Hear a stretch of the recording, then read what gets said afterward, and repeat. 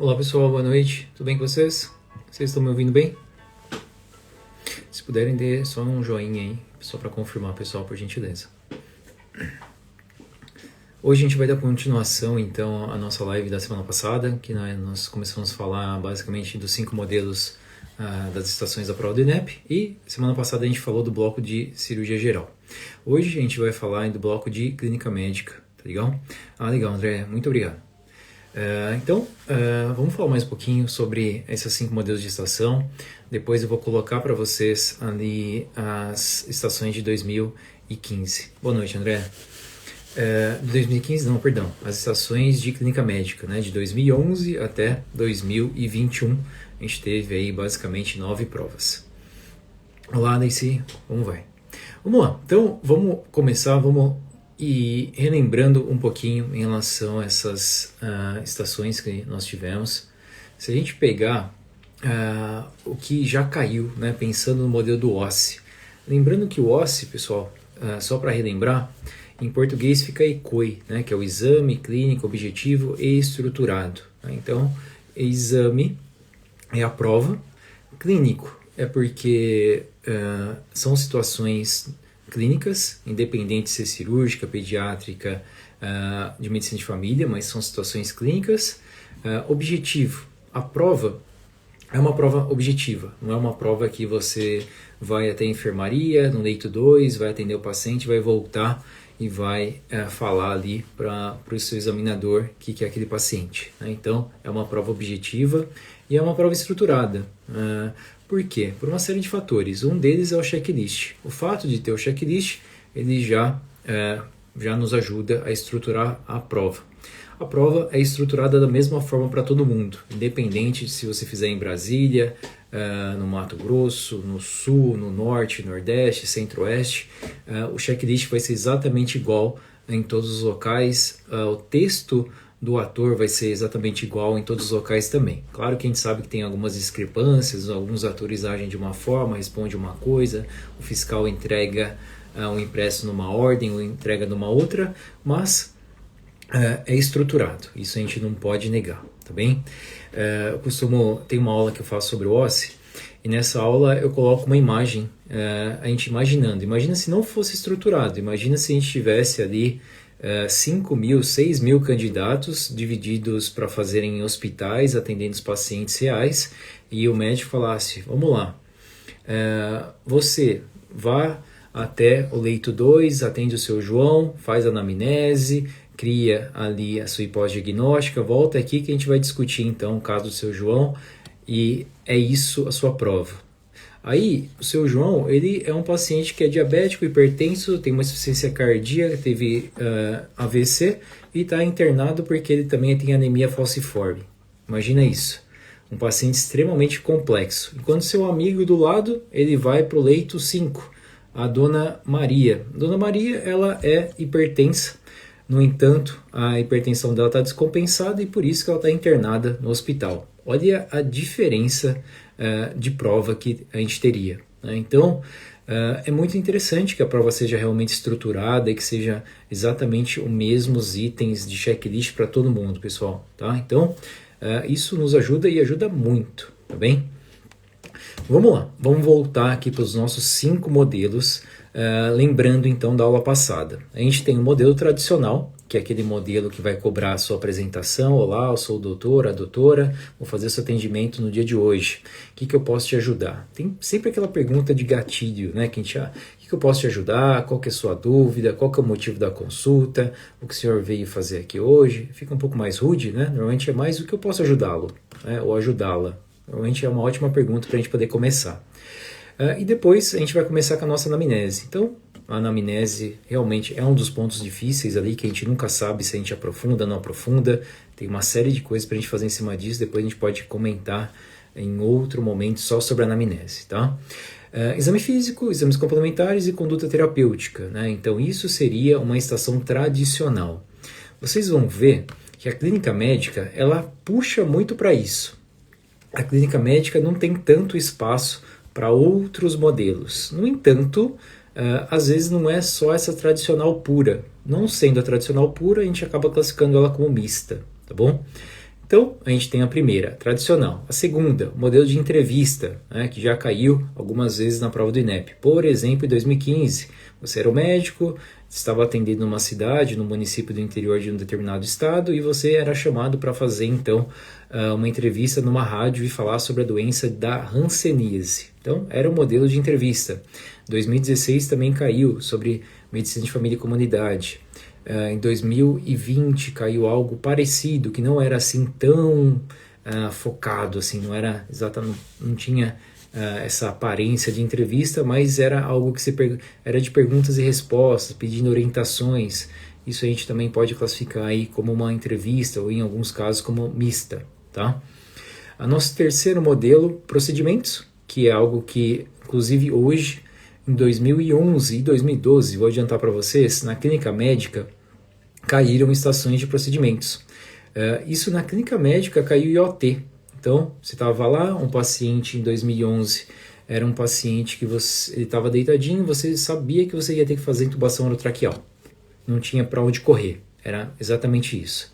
Em 2012, era um paciente que tinha tido um trauma, era um paciente que tinha que fazer ali um atendimento inicial, mas não era o ABCDE, era uma estação de clínica médica. Então você mantinha o colar cervical, fazia o Glasgow desse paciente e esse paciente estava rebaixado. Esse paciente ele precisava ali de uma respiração artificial. Então a partir do momento que você verificou o Glasgow, estava baixo, então já tinha indicação da intubação orotraqueal, procedimento IoT. Tá? Isso na clínica médica em 2012. A gente vai chegar lá a falar um pouco mais sobre isso. Só para a gente deixar elucidar aí nossa terceira modelo de estação, que é procedimentos. O modelo 4, pessoal, é o modelo da conduta, que é aquela estação que é bem direta, né? Ele chega para você e fala assim, doutor, eu vim aqui hoje porque o médico me passou um exame, no entanto, o médico ele não está mais na UBS, o senhor pode dar uma olhada nesse exame? E ele chega lá, por exemplo, com uma biópsia da pele, e ele tem lá um carcinoma espinocelular, algo do tipo. Né? Uma lesão de pele, pode ser uma lesão do cólon, dentre muitas outras aí, tá bom? Então é aquela estação que o paciente chega com uma demanda e você vai ter que dar conduta frente àquele resultado de exame ou frente à demanda mesmo, pode ser até mesmo uma dúvida, tá? E tem os mistos, né? Querendo ou não, as estações mistas elas são bastante prevalentes. Lá na minha prova de 2016, tinha uma estação que era uma estação que misturava essa parte de conduta, de anamnese, de protocolo Spikes, mais orientações. Então ali a gente classifica como uma estação mista, que é a nossa quinto modelo de estação aqui. Tá? Esse exemplo de 2016 eu acho que é um exemplo bem claro dentro da clínica médica, que era uma paciente que chegava com resultado de exame, ou seja, ela chega ali com uma demanda, a gente pode classificar como conduta. No entanto, não era só aquilo. Ela chegava com aquele resultado de exame, era uma paciente que tinha feito a sorologia, ela era HIV positiva, então eu tinha que não simplesmente falar que ela tinha HIV, tinha que fazer todo ali um protocolo de má notícia, né? Então eu tinha que realizar o protocolo Spikes. E depois disso, ainda tinha que tirar as dúvidas da paciente. A paciente fala, doutor, mas o que é isso, doutor? Vou morrer, doutor? Como que é agora, doutor? Eu tenho HIV, eu tenho AIDS, como que vai ser, doutor? O que é isso? Então ela vinha ali também com uma série de perguntas, tá? Então é uma estação bem mista mesmo, né? É um exemplo clássico aí de estação mista, tá? Então temos aí esses 5 grandes modelos de estações, espero que tenha ficado claro para vocês. Vamos voltar agora lá em 2011, vamos fazer um histórico da prova. Isso ajuda muito, pessoal, de verdade, tá? Se a gente conhecer a prova a fundo, vocês vão ver que a prova, ela não... Mesmo ela tendo uma série de mudanças, os itens mudam, mas os modelos das estações basicamente permaneceram esses 5. Claro que tem uma variação de acordo com o bloco que a gente estuda, de acordo com o ano, isso pode acontecer, sem dúvida nenhuma. No entanto, a prova segue uma metodologia, que é a metodologia que eu falei aqui no início para vocês, que é a metodologia do OSCE, ou do ECOI, se a gente colocar em português, tá legal?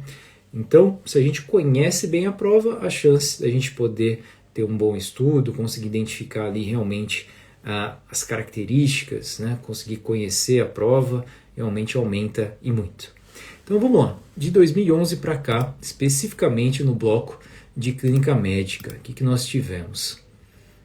Vou ver se consigo compartilhar aqui com vocês. Se não ficar muito bom, eu só vou falando aqui para vocês, tá bom? Então, aqui, eu vou virar aqui a tela para vocês poderem ver junto comigo aqui. Vamos ver se eu consigo fazer algo melhor aqui para vocês.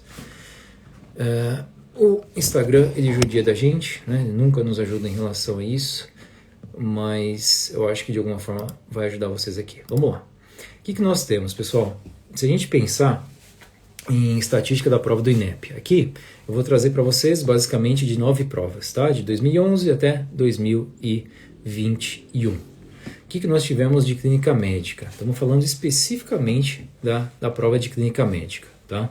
Então, aqui em 2011, o que nós tivemos? 2011, a gente teve a estação que eu falei para vocês, da intubação orotraqueal. Essa estação era uma estação que o paciente já estava na maca, você chegava lá, você olhava, o primeiro item do checklist era identifique que esse paciente necessita da intubação orotraqueal. E aí você começava a fazer a técnica da intubação orotraqueal. É um checklist assim muito, eu diria, direto. Deixa eu ver se consigo compartilhar com vocês. Estou com ele aqui fácil. Vamos ver se vocês conseguem ver aqui. É um checklist muito, muito direto. Vou colocar aqui para vocês rapidamente. Ó, o item número 1, indica intubação orotraqueal. Item número 2, realiza a ventilação com máscara, iambu e oxigênio. Terceiro, monta e checa o laringoscópio. Quarto, solicita cânula e assim por diante. Então, era um checklist extremamente direto. Não tinha essa, olá, tudo bem, eu sou médico, eu vou fazer seu atendimento hoje. Qual que é o seu nome, qual que é a sua idade, qual é o motivo da consulta, o que eu posso ajudá-lo? Não, esquece, né? Esse checklist era um checklist muito, muito direto, tá? Cauê, ainda acontece assim? Sinceramente, não é mais o enfoque que a gente vê do INEP, tá? Nesses últimos anos a gente não viu nenhum checklist assim tão direto quanto esse. Isso foi em 2011, então a gente tem esse histórico aí. Mas é uma estação clássica se a gente for falar na estação do modelo de procedimento. Talvez não tenha nenhuma tão clássica quanto essa, tá? Então, 2011 caiu o IOT. Uma nota para vocês, 2011, pessoal, a prova do Revalida era um projeto piloto. Ou seja, tinha uma quantidade de pessoas muito pequenas, uma quantidade pequena, na realidade, de pessoas fazendo essa prova, e essa prova foi feita só em Brasília, tá? Então, é uma coisa muito diferente do que a gente tem hoje, né? Se a gente pensar hoje que a prova é feita lá em 8, 10, 12 locais, em 2011 foi feita num único local. Então, o que eu tivesse naquele local, eu poderia utilizar para a prova. Hoje em dia já não é assim, né? Você fala assim, vai ter IoT de novo? Sinceramente, eu acho difícil. Porque a gente precisa das instrumentações, a gente precisa de um boneco para poder entubar, e a gente vai ter 10, 12 bonecos? Dificilmente, tá bom? Prova do INEP, vocês vão ver, quem já fez tem essa percepção, quem nunca fez vai ter essa percepção, mas desde já é interessante que vocês lembrem-se disso.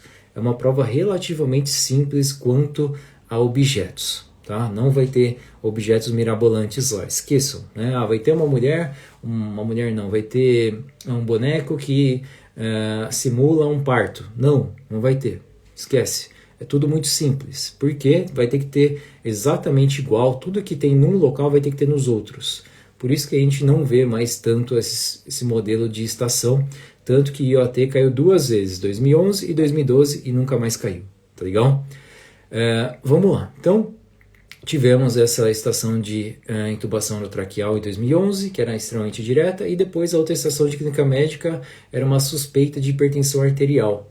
A paciente ela ia numa consulta na unidade básica de saúde, ela ia então uma consulta basicamente de rotina, você ia lá, fazia a aferição da pressão arterial da paciente, ela estava com uma pressão alterada, por exemplo, 15/8, tá? Então aí naquele momento você tinha que fazer a sua apresentação, anamnese, recomendações médicas e recomendações, você pedia para essa paciente voltar num segundo momento para fazer uma nova aferição, para verificar se realmente ela é hipertensa ou não, e aproveitava para pedir alguns exames, porque essa paciente já era uma paciente de acho que 62 anos de idade, algo do tipo, tá? Então a estação era isso, 2011. Tínhamos aqui então uma estação pura de procedimento e 2 aqui uma estação que era uma extração que a gente pode colocar aqui como tradicional, tá? Vamos lá. Então, aqui 2011, 2012. 2012 a gente tem uma estação de intubação orotraqueal, que nem eu dei o exemplo para vocês. Não era exatamente igual essa de 2011. Não era uma estação que você chegava e já fazia intubação. Não. Na estação de 2012 era uma estação que o paciente tinha tido um trauma. Não tinha que fazer a OBCDE do trauma. Era um trauma, mas era para jogar aí para a clínica médica. A gente tinha que manter a imobilização cervical e verificar o Glasgow do paciente. Quando verificava o Glasgow, ele estava com o Glasgow baixo e aí já tinha indicação então da intubação orotraqueal. Tá? Então era isso em 2012. E a estação de 2012 é muito interessante, essa da clínica médica, que é um IAM. No entanto, é muito parecida com a estação de 2021, pessoal, de verdade. É como se eles virassem esse 12 aí, colocassem o 2 na frente do 1 e a estação foi muito parecida, muito, de verdade. Era um paciente que chegava com uma dor precordial. Esse paciente, ele reclamava que estava tendo aquela dor, que tinha começado. Aí você, opa, acho que esse paciente pode ter aí uma síndrome coronariana. Vou pedir alguns exames para esse paciente. Vou pedir, por exemplo, um raio-x. Solicitava então o raio-x de tórax do paciente. Raio-x e um eletro, perdão, pessoal.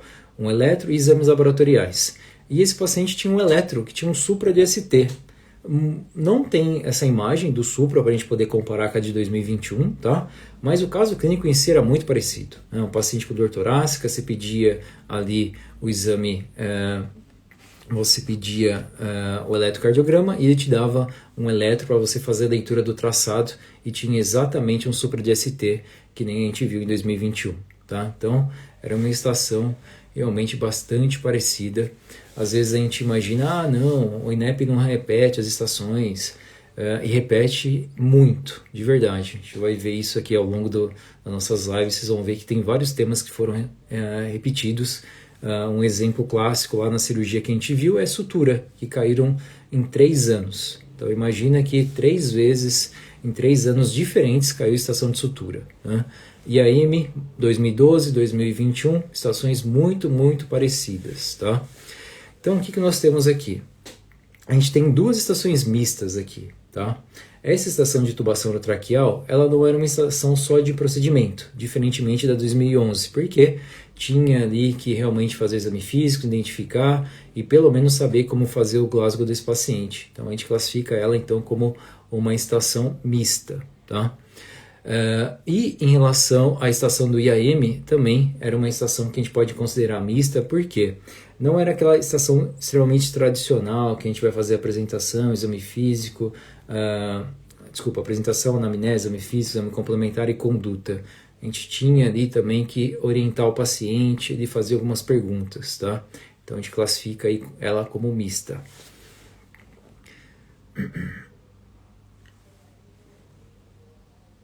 Vamos lá, em 2013 a gente teve uma estação de TEP. TEP, mesmo sendo uma doença complexa, é uma doença que para a gente poder fazer checklist é uma doença bem interessante, porque ele tem que nos dar ali uma série de informações. Lembra que já caiu algumas vezes TEP na prova da primeira fase do INEP. Eu lembro de uma questão que assim, você olha aquilo lá e fala, não é possível, né? Tipo, o examinador me deu essa questão real. Era uma questão objetiva que falava que o paciente tinha feito uma viagem de, sei lá, 14, 16 horas e havia voltado. No entanto, ele começou a ter ali uma dispneia, começou a ter essa falta de ar de forma abrupta. Além dessa falta de ar, ele começou a ter dores na panturrilha, e então ele havia ido lá para o seu pronto atendimento. E aí tinha lá algumas doenças bem diferentonas e tinha uma suspeita de tromboembolismo pulmonar. Então era uma questão dada, mas realmente o TEP, o examinador, quando ele quer escolher esse tema na prova, ele acaba nos dando ali um monte de bandeirinhas amarelas, que querendo ou não a gente já vai pensar no TEP, né? Essa dispneia abrupta, normalmente essa dor na região da panturrilha. Em prova, dor na panturrilha é 2 coisas. Isso em prova, tá, pessoal? Não estou falando na clínica do dia a dia. Mas em prova, dor na panturrilha, você vai pensar em TEP ou você vai pensar em leptospirose? É um dos 2, tá? Então, o TEP, mesmo sendo um tema difícil, especialmente na clínica do dia a dia. Muitas vezes a gente não consegue fazer diagnóstico, tem que fazer ali vários exames para poder ali aumentar a suspeita do TEP, mas na prova é uma das doenças mais cobrava tudo, tá? Essa estação do TEP, depois vocês puderem dar uma olhada, porque é uma estação bem interessante, que ele cobra tudo. Ele cobra apresentação, ele cobra anamnese. Pessoal, deixa eu ver, acho que agora voltou. Ele cobra então tudo nessa estação. Ele cobra anamnese, exame físico, exames complementares e conduta, inclusive conduta farmacológica, tá? Sônia, vamos ver se agora fica melhor, tá bom? Minha internet tá boa, não sei por quê, que tá travando. Deixa eu tirar daqui, vamos ver se melhora um pouquinho. Então vamos lá. Então o que a gente teve nessa estação? A gente teve tudo. O TEP realmente foi uma estação que era fácil de fazer o diagnóstico, no entanto, você tinha que dar inclusive o nome das medicações. Então não era uma estação fácil da gente conseguir bastante pontos. E temos a estação aqui da pneumonia adquirida na comunidade. PAC caiu 2 vezes. O que é muito importante, pessoal, nessa estação de PAC, da gente poder trabalhar? É fazer a diferenciação, se é uma pneumonia adquirida na comunidade ou se é uma pneumonia hospitalar. Por quê? Porque vai mudar totalmente a conduta, né? Qual o antibiótico eu vou fazer se o paciente ele ficou internado há cerca de 5, 7 dias e agora ele começa a ter sinais e sintomas compatíveis com a pneumonia? Se eu diagnosticar que é uma pneumonia hospitalar, mesmo o paciente não estando no hospital, porque ele ficou internado, está em casa, mas depois ele acabou vir a ter esses sinais e sintomas, fez o raio-x e tem lá uma consolidação. Então, nesse caso, vou classificar como uma pneumonia adquirida no hospital. Vai mudar a conduta, ou seja, vai mudar o antibiótico e vai mudar um monte de coisa aqui no final. Isso a gente viu lá na primeira fase da prova do INEP também, tem 2 questões, se não me engano, que cobravam exatamente isso. E aqui, nas questões de pneumonia, depois eu vou colocar um exemplo aqui para vocês, de uma que caiu recente. Ele dava 1 ponto, só pelo fato de você perguntar, o senhor ficou internado recente? Ele já te dava 1 ponto já, para realmente a gente fazer essa diferenciação, se a pneumonia era adquirida na comunidade ou se era hospitalar, tá bem? Então, sempre que você estiver frente a um quadro de pneumonia, você vai ter que fazer essa diferenciação. É uma estação relativamente tranquila, tá? E aqui, nesse caso, em 2013, a gente teve 2 estações tradicionais, né, que teve tudo. Apresentação, anamnese, exame físico, exame complementar, conduta, tá? Só nessa segunda da pneumonia adquirida na comunidade não tinha que dar conduta, ou seja, você fazia o diagnóstico, fazia as orientações, mas precisava fazer ali a indicação do antibiótico de forma precisa, tá? Em 2014 tivemos uma doença da tireoide e agora recente em 2021 a gente teve também. Aqui em 2014 era uma paciente com hipotireoidismo, diferente da de 2021, que é uma paciente com hipertireoidismo. Nessa estação de 2014, na realidade, a gente fazia o diagnóstico de acordo com os sinais e sintomas da paciente. Era uma paciente que falava, doutor, tenho sonolência, tenho queda do cabelo, minha pele está seca, estou tendo alterações nos hábitos intestinais, estou triste. Então, o paciente chegava com uma série de sinais e sintomas que já eram suficientes para a gente poder fazer o diagnóstico dessa paciente, tá? Uma estação também relativamente tranquila, que a gente pode classificar aí como tradicional, que acabava cobrando anamnese, exame clínico e a conduta, que era basicamente fazer orientações para essa paciente. E a lombalgia? A lombalgia é um tema muito importante. Assim, se a gente for pegar em prevalência, tanto no pronto-socorro quanto na unidade básica de saúde, é uma das queixas mais prevalentes que a gente tem nesses ambientes, pessoal. A quantidade de pacientes que chega com lombalgia é muito grande. Eu não lembro do estudo exato, mas eu acho que tem mais casos de queixa de lombalgia do que de cefaleia, tá? E aqui, qual que é o segredo da lombalgia? É saber os sinais de alerta, tá? Então, a gente tem que saber identificar os sinais de alerta. Normalmente a gente classifica em cores, né? Amarelo, vermelho, e isso muda também quanto à conduta. Então, dá para fazer uma estação bem bonita de lombalgia, primeiro, por ser uma doença muito incidente. Uma doença não, né? Uma queixa muito incidente no pronto atendimento, no pronto-socorro e na unidade básica de saúde. Segundo, porque ele pode colocar ali alguns alertas que às vezes são imperceptíveis, tá? Vou colocar um para vocês aqui que talvez muitos não se lembrem. Um sinal de alerta amarelo na lombalgia é simplesmente se a paciente falar assim, doutor, tô com essa dor aqui, doutor, nas costas, já faz 3 semanas, doutor. Nessas 3 semanas eu já faltei 3 vezes no trabalho, doutor. Eu tô achando, doutor, que isso aqui é grave, doutor. Eu acho que eu vou morrer, doutor. Eu acho que isso aqui é um câncer, doutor. Aí você vai, faz exame físico na paciente, nenhum sinal no exame físico ali, a paciente não tem LASEG positivo, aparentemente não está tendo nenhuma compressão. Ok, é uma lombalgia inespecífica. No entanto, só o fato da paciente associar a lombalgia que ela tem, aquele sinal, com uma doença grave, se ela, eu acho que eu estou com um CA, só isso já é considerado um sinal de alerta. Então, é um alerta amarelo, tá? Então, a nossa conduta já não pode ser simplesmente, toma aqui, ó, vou passar aqui para a senhora um diclofenaco, toma ele aqui, vai para casa e vai ficar tudo bem, né? Então, não. Tá? O fato dela ter ali o sinal de alerta amarela, a gente já mudaria a nossa conduta. Então, assim, lombalgia é algo para ser estudado, pessoal. Não é tão simples quanto a gente imagina, tá bem? E na prova foi um modelo bem tradicional, anamnese, exame físico, o diagnóstico, que era o diagnóstico de uma lombalgia inespecífica, nada grave, fazia ali a medicação e era isso, tá? Mas é um ótimo tema que pode vir a cair de novo. Caiu em 2014, caiu em 2022, já deu um bom tempo aí. E é realmente uma queixa muito, muito incidente. De acordo aí com os sinais de alerta, dá para fazer uma estação bem bonita, tá? Interessante. 2015, vamos lá. 2015 caiu uma estação de diabetes mellitus. Era uma paciente descompensada que fazia uso de medicação oral. O paciente fazia uso de glibenclamida, tá? E aí, no entanto, ela vinha com a queixa, né, uma série de sinais e sintomas, você conseguia ali, a partir disso, ver que a paciente estava descompensada e, se eu não me engano, tinha o resultado do HbA glicada dessa paciente, estava lá estourado, e realmente isso corroborava ali para o seu pós-diagnóstico do paciente descompensado, e aí você tinha que, então, prescrever a insulina para essa paciente. Nesse caso era uma insulina bedtime, você fazia uma dose ali baixa para essa paciente, tá? Mas tinha isso no checklist. E também tinha as orientações. Então isso também é bem legal, isso vocês podem colocar como procedimentos para vocês, tá? Então assim, como que eu faço uso da caneta? Como que eu faço o uso da insulina? Né?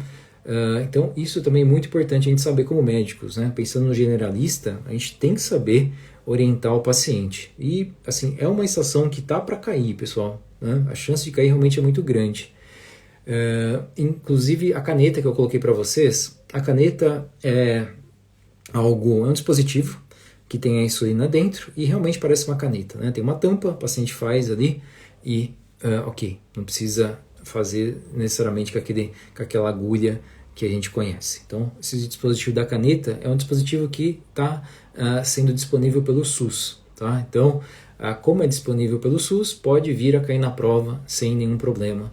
Então, é interessante que vocês saibam um pouquinho mais da caneta e saibam também as orientações de como deve ser feito aí o uso da insulina. Tá? Então, essa é uma estação que, sem dúvida nenhuma, pode vir a cair e seria uma estação bem interessante. Segundo, infecção no trato urinário. Tá? Aqui era uma paciente que relatava ali sinais e sintomas e você tinha que fazer então o diagnóstico de infecção no trato urinário e descartar alguma outra complicação. Tá? Se era uma cistite, se era uma pielonefrite, era uma estação também relativamente tranquila. Então aqui a gente tem uma estação que tinha que fazer a apresentação, anamnese, orientações e a conduta, que é a estação da diabetes.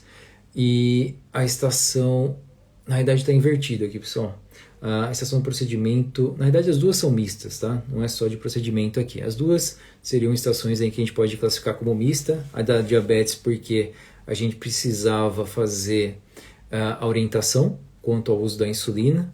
Então entrava ali um pouquinho mais na parte de procedimento, mesmo não tendo que mostrar exatamente como era para realizar ali a insulina, tá? A aplicação não tinha essa necessidade. E a outra estação, a estação de infecção do trato urinário, é uma estação que vinha mais ali também para apresentação, anamnese, exame físico, fazer as orientações para a paciente. E a paciente, na realidade, ela fazia algumas perguntas, por isso que a gente acaba classificando ela como mista, tá? Depois vou colocar para vocês, tem um vídeo bem legal no YouTube do Ministério da Saúde, que eu acho que deve ter, sei lá, 4, 5 minutos sobre a utilização da caneta, que eu acho que vale muito, muito a pena vocês darem uma olhada nisso, tá? 2016, daqui foi exatamente a prova que eu realizei. A gente tinha 2 estações de clínica médica, a primeira estação HIV, foi minha primeira estação na prova, o paciente simplesmente chegava, doutor, fiz um exame, eu preciso que o senhor olhe. De acordo com as instruções do participante, chegava, fazia a leitura, colocava lá que o meu cenário de prova era que eu estava num banco de sangue. Então a paciente havia feito o teste, tinha 2 testes, 2 resultados, e ela tinha então os 2 testes positivos reagentes para HIV. Então, a partir daí, a gente tinha que orientar essa paciente, entrar no protocolo de má notícias, uma forma de a gente fazer isso a partir do protocolo Spikes, e aí a paciente saía fazendo uma série de perguntas também frente àquela doença, tá? Então, era uma situação aí relativamente complicada devido a esse tema, tá? Hoje em dia é mais tranquilo. Em 2016 a gente não falava muito de protocolo de má notícia, tá? Hoje em dia é uma coisa que a gente costuma saber porque nos ajuda e muito na nossa prática clínica, mas 2016, sinceramente, não era comum da gente estudar muito isso, tá? Foi uma estação difícil. E a segunda estação de clínica médica era uma estação de cefaleia, uma paciente que chegava e ela, doutor, tô com uma dor de cabeça, faz 3 dias que essa cabeça dói, doutor, não sei o que está acontecendo, acho que eu vou morrer, doutor, acho que eu tenho um tumor, doutor, preciso fazer uma tomografia. E aí a mesma coisa, aqui a gente tinha que procurar por sinais de alerta. Então, é muito importante, em algumas doenças, algumas queixas em específico, a gente saber quais os sinais de alerta, tá? Para a gente poder dar conduta frente a isso. Se a gente não sabe sinal de alerta, a gente não consegue dar a conduta correta. Então, lembrando, para lombalgia, a gente tem que saber sinais de alerta, e para cefaleia também. É interessante que a gente faça um diagnóstico diferencial, se é uma cefaleia primária ou uma cefaleia associada a alguma doença, ou seja, secundária. Nesse caso dessa paciente, a gente fazia uma boa anamnese, conseguia descobrir ali que ela tinha um histórico já na família de cefaleia e que era uma paciente rígida, né? Não tinha ali nada que nos chamasse a atenção para a gente pensar que essa paciente podia ter um CA cerebral, tá? Então, realmente, era uma estação que a gente tinha que se negar para ganhar ponto. A paciente falava assim, doutor, eu preciso fazer uma tomografia, o senhor não acha? E aí, você tinha que responder.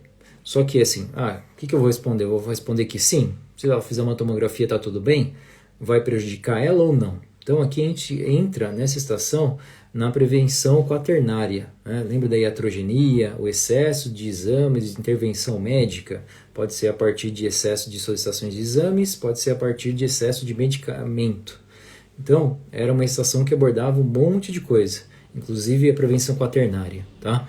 Assim, prevenção hoje em dia é fortíssimo, né? A gente falar em prevenção primária, prevenção quaternária, então é um outro tema que é quentíssimo para cair na prova, tá legal? Eu costumo orientar o pessoal que sempre assim, que é paciente, né? O ator, chega assim, doutor, eu preciso fazer tal coisa. Isso daí, você vai ter que pensar, opa, será que ele está certo? Será que realmente eu vou solicitar isso ou não? Aí você vai começar, tá, então vamos lá, deixa eu ver se o senhor precisa realmente fazer uma tomografia de crânio, por exemplo. Fala pra mim, como que é essa dor? Essa dor, ela é diária? Essa dor, ela melhora com alguma coisa? Qual que é a característica dessa dor que a senhora está tendo? É pulsátil? A luz atrapalha? Parece que tem alguma coisa entrando? Como que é exatamente essa dor? Então você vai trabalhando, né? Aquela queixa do paciente. E aqui, trabalhava e verificava que realmente não tinha nenhum sinal de alerta, consequentemente não tinha indicação de fazer tomografia de crânio. Quando você falava assim, ó, senhora, ó, de acordo com o que a senhora me contou, de acordo com o exame físico que nós fizemos, a senhora não tem necessidade nesse momento de fazer tomografia de crânio, tá? Aí você ganhava, se eu não me engano, 1 ponto, só pelo fato de você negar a tomografia de crânio para o paciente. Tá? No entanto, não era uma coisa arbitrária, né? Por que eu neguei? Porque realmente não precisava, tá bom? Poderia ser que o paciente poderia ter ali sinais realmente de uma doença grave e ter necessidade de fazer uma tomografia, aí se eu solicitasse, provavelmente eu ia ganhar pontos também. Então tomem bastante cuidado quanto a isso, tá bom? Isso pode acontecer e é bem corriqueiro. Então aqui, novamente, a gente tinha uma estação mista, uma estação aí que cobrava as duas, no caso. Né? As duas a gente pode considerar como estações mistas, tá bem? 2017, a gente tinha um DRGE, uma doença do refluxo gastrointestinal. A paciente aqui, basicamente, a gente tinha que fazer tudo também nessa estação. A gente tinha que fazer tanto a nossa apresentação quanto a anamnese, depois a gente partia ali para o exame físico, exames complementares, que no caso era uma endoscopia, e depois a gente tinha que dar conduta frente ao diagnóstico da doença do refluxo gastroesofágico, tá? Então, era uma estação aí relativamente fácil, assim, que nem eu falei para vocês anteriormente, nada no dia da prova é fácil, né? A gente olhando agora fala, isso aqui é fácil. No dia da prova nada é fácil, mas era uma estação que, se você tiver um bom esqueleto, se você tiver uma boa estrutura ali do que você vai fazer na prova, dá para fluir muito bem essa estação, tá? E a segunda era uma hipertensão arterial não tratada, e aí a paciente chegava, você fazia a aferição da pressão arterial dessa paciente, o paciente estava ali com uma alteração, eu não lembro exatamente, acho que ela tinha um pico hipertensivo. Você perguntava, doutor, sim, doutor, tem hipertensão, doutor, mas eu tomo remédio só de vez em quando, né? Quando dói a cabeça eu tomo remédio. Então, basicamente, ela tinha uma hipertensão não tratada, e aí você então tinha que fazer o fluxo de atendimento dessa paciente, inclusive solicitar exames para verificar se essa paciente já tinha lesões de órgão-alvo, tá? Então, nesse caso aqui, você solicitava exames e essa paciente tinha alterações. Se eu não me engano, ela tinha alterações renais, tá? E aí você tinha que começar, então, a abordar isso e começar a tratar a hipertensão arterial dessa paciente, tá bem? E orientar. Tinha aqui também as orientações a serem realizadas. Como vocês podem ver, na prova do INEP, pessoal, especificamente do INEP, tá? Se a gente estudar bem os checklists, não é tão comum de ser cobrado as medicações. Naquela estação de 2016 até tinha a indicação de uso de ibuprofeno, de triptofano para essa paciente com cefaleia, tá? Você podia, na verdade, ganharia ponto ali prescrevendo a medicação correta.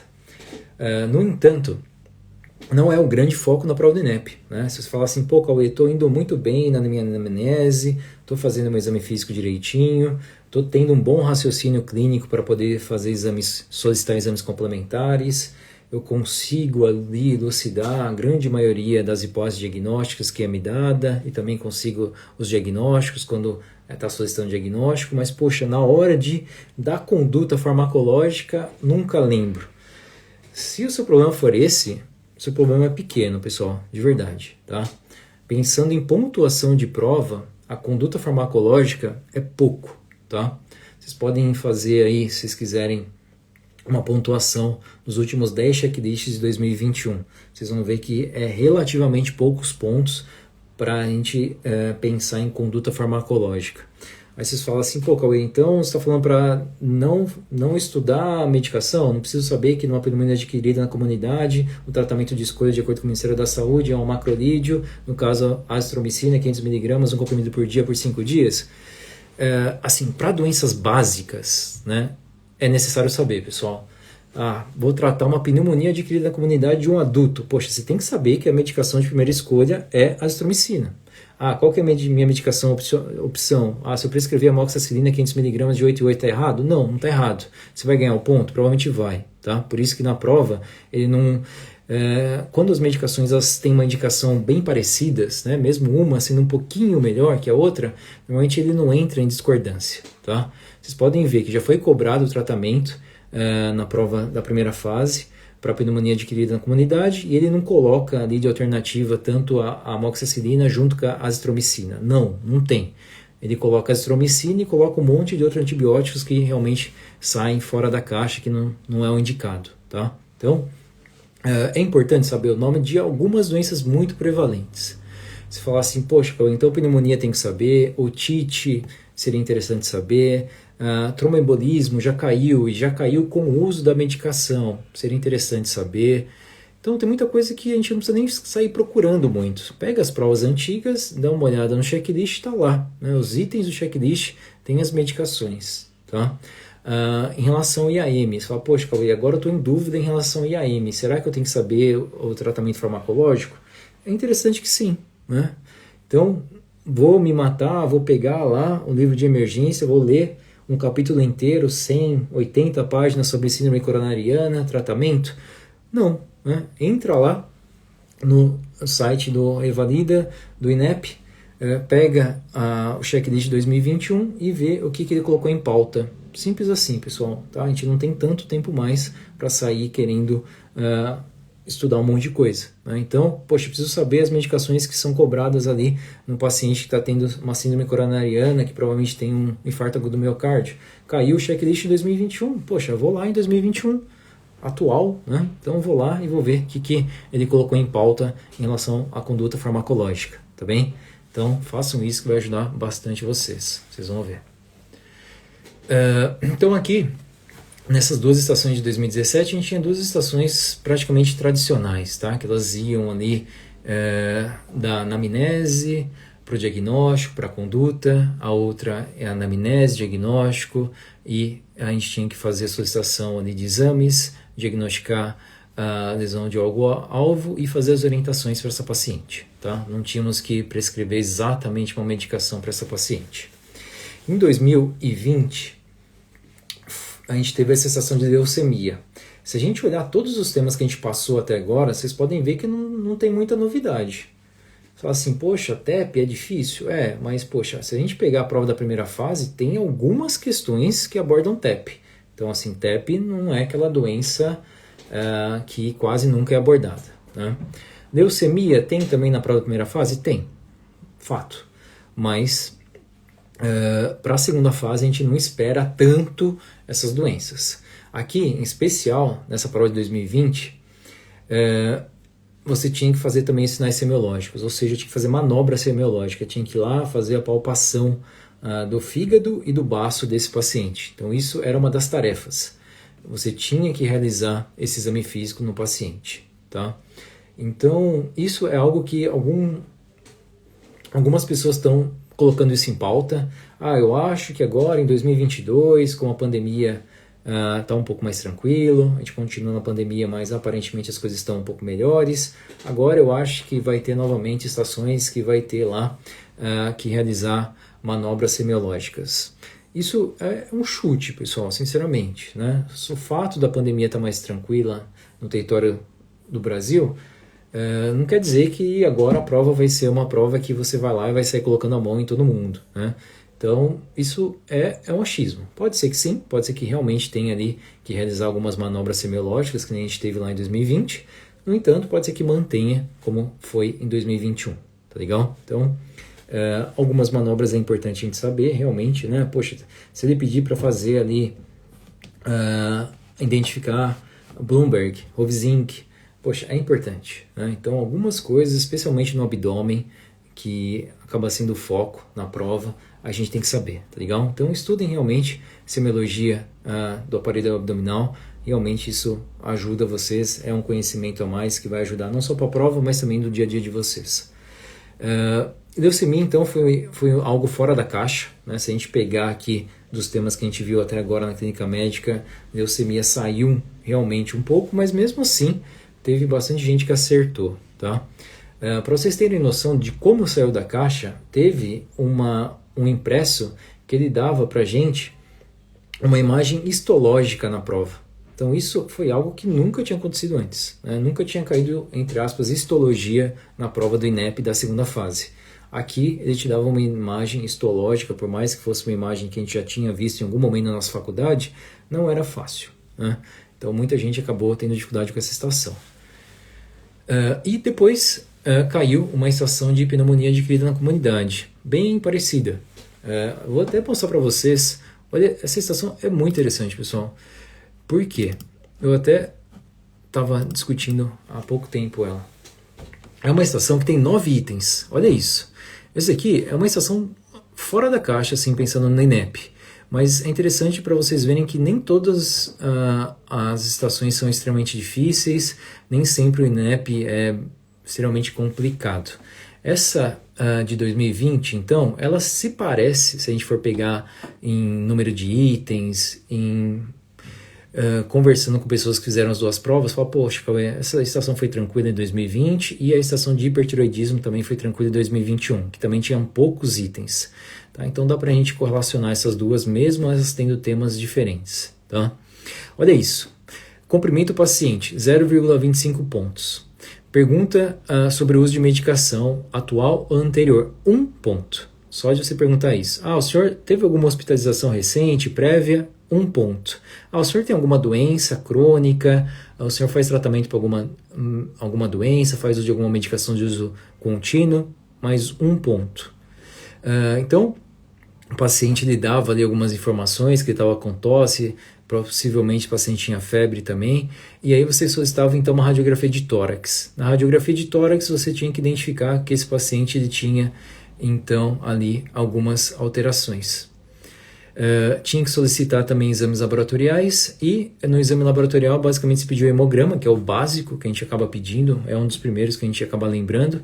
Aqui você tinha uma leucocitose com desvio para a esquerda, e na radiografia de tórax você conseguia identificar que esse paciente tinha uma consolidação em terço inferior do hemitórax direito. Né? Então, isso daí era 1,50, 1,5, pessoal, de pontos. Tá?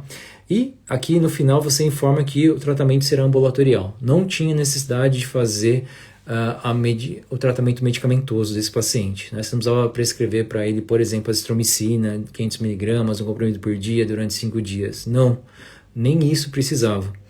Então, era uma estação relativamente tranquila, que daria para a gente fazer um paralelo aí com a estação do hipertiroidismo de 2021, tá?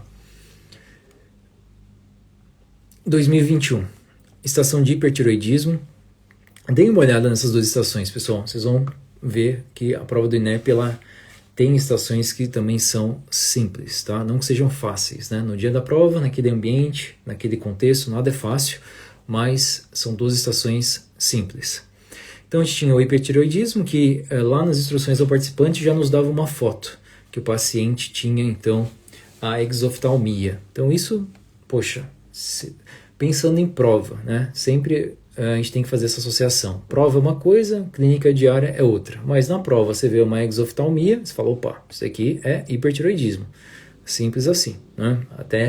Até então é isso, vamos então fazer uma anamnese, vamos conversar com o paciente e vamos ver se é algo contrário. No entanto, você começava a fazer ali as perguntas, fazia uma boa anamnese e realmente batia 100% com um quadro de hipertireoidismo, tá? Uma estação também com poucos itens, dê uma olhada depois, bem interessante para poder comparar.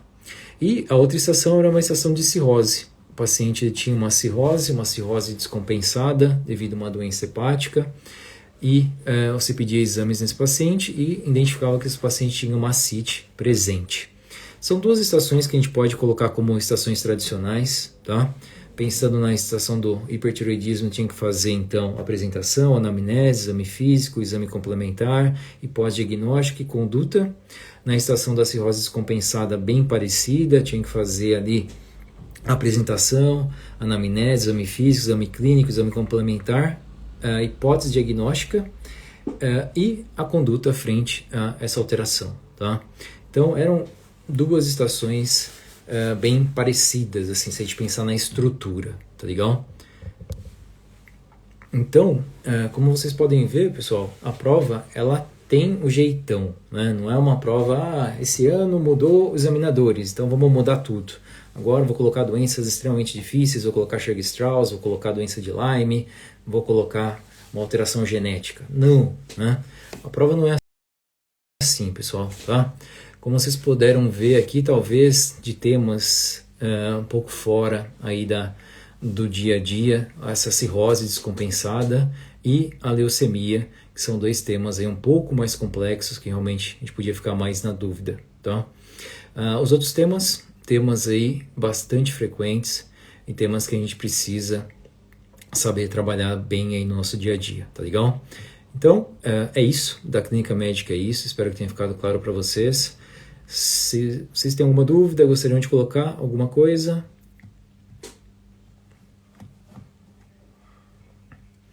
Tá. A ideia, pessoal, é que vocês consigam pelo menos fazer esse paralelo, identificar que existe um esqueleto por trás dessa prova, existe um modelo da prova, que é o modelo do OSCE, que eu falei para vocês, né, o ECOI. Existe um esqueleto por trás do checklist. Eu costumo fazer checklists e quando você vai escrever um checklist, primeiro você pensa em qual doença que você quer falar. Vou colocar como tarefa o diagnóstico. Qual é o diagnóstico dessa doença? Então, quando a gente vai escrever um checklist, a gente define algumas coisas. E uma das primeiras coisas que a gente define é isso. Eu vou colocar uma doença eu vou colocar para fazer o diagnóstico ou vou colocar ali sinais e sintomas para fazer uma hipótese diagnóstica. Então, isso é uma das primeiras coisas, tá? Vou colocar uma hipótese diagnóstica. Se eu vou colocar uma hipótese diagnóstica, eu não posso dar um exame conclusivo. Se eu vou colocar, por exemplo, uma leishmaniose visceral, eu não posso dar uma biópsia de medula óssea mostrando que tem um protozoário lá. Então, a gente parte daí. Tá? Então, se vocês quiserem, tentem fazer esse exercício também. Isso aqui é interessante. É como se a gente fosse lá na cabeça do examinador. Poxa, eu não sei. Talvez eu saiba o nome dos examinadores, porque isso pode ter vazado em algum momento, pode até mesmo estar livre. Então, eu sei que vai ter um psiquiatra, que vai ter um endócrino, que vai ter não sei o que lá. Só que, independente da especialidade dele, se você souber como que ele faz para montar aquilo lá, de alguma forma a gente faz um retrocesso do processo. E aí, consequentemente, se consegue ver o checklist de uma maneira diferente, tá? Não sei se isso fica claro para vocês, mas para mim, que já escrevi bastante checklist, para mim isso fica bem claro. Que nem eu falei para vocês, primeira coisa, o que eu penso? Vou fazer o quê? Uma estação, qual que é o modelo da minha estação? É uma estação de procedimento, uma estação mista, tradicional? Como que é a minha estação? Definir minha estação. Vou definir se vai ser hipodiagnóstica ou diagnóstico. Se é, por exemplo, hipodiagnóstica, quais são os sinais e sintomas que eu vou dar para quem vai fazer a prova? Eu tenho que dar informações, não tem como eu esconder. Se eu esconder 99%, 95%, 90% das informações, ninguém consegue fazer o diagnóstico, né? Ou mesmo criar sua hipótese diagnóstica e, consequentemente, trabalhar sua estação. Então, tentem fazer esse exercício. Tentem montar um checklist que vocês, de alguma forma, vocês vão entrar na cabeça do examinador. Isso é bem legal, tá? As coisas ficam um pouco mais claras quando a gente entende essa estrutura. Mas é isso, pessoal, não vou viajar muito aqui, é só realmente algo que eu costumo fazer e me ajuda muito, eu consigo ver a prova de um outro jeito, tá? Então vocês podem ver também dessa forma. A ideia hoje, então, foi falar um pouquinho mais sobre os 5 modelos de estações, que a gente já tinha falado na semana passada, hoje a gente falou um pouco mais e a gente fez aí um estudo sobre a clínica médica de 2011 até 2021 da prova do INEP, tá bem? Então, é isso, essa é a mensagem de hoje. Semana que vem a gente volta com algum outro tema, tá legal? A Berenice falou para faz live sempre. Vou continuar, Berenice. Pode deixar que a gente vai continuar, tá bem? Espero que tenha te ajudado de alguma forma, trazido algum valor. E é isso, pessoal. Estamos juntos. Qualquer coisa, escreva um inbox lá pra gente, tá bem?